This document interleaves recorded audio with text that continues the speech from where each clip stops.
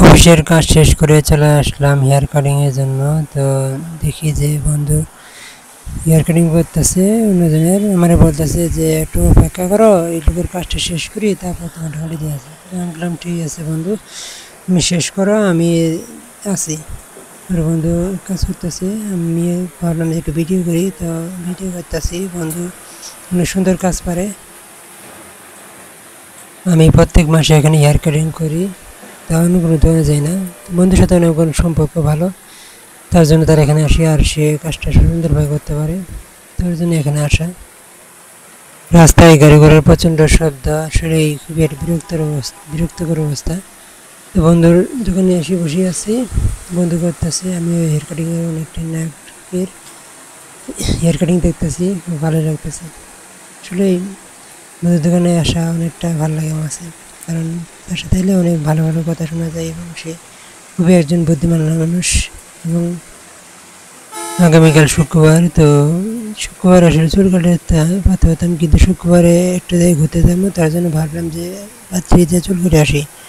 পরে আসলাম, দেখি বন্ধুর কাজ করতে একটু সময় লাগবে, সমস্যা নাই, আমি আসি বন্ধুর এখানে চুল কেটে, তারপরে বাসায় যাবো, খাওয়া দাওয়া করবো, পরে ঘুমায় পড়বো, শেষ।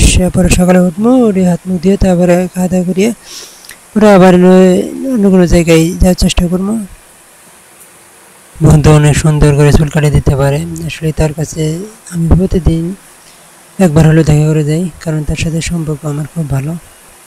রাত্রে গাড়ি ঘোড়া দেখেন জ্যাম, অবস্থা খারাপ, এই গাড়ি ঘোড়াগুলোর মধ্যে যায় না, আসলে এই রাস্তাটাই প্রচণ্ড জ্যাম থাকে, মানে গাড়ি ঘোড়া একবার জ্যাম বাজলেই মানে আধা ঘন্টা নিম্নে।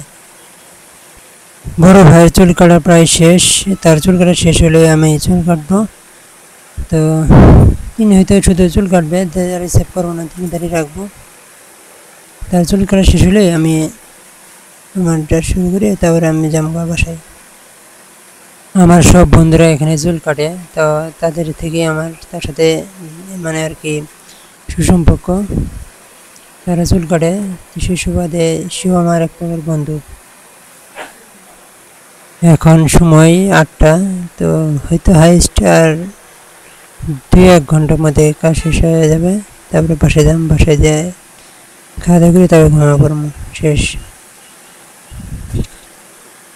বন্ধুর দোকানটা অনেক সুন্দর, সত্যি আসলে তার দোকানের পরিবেশটা অনেক ভালো।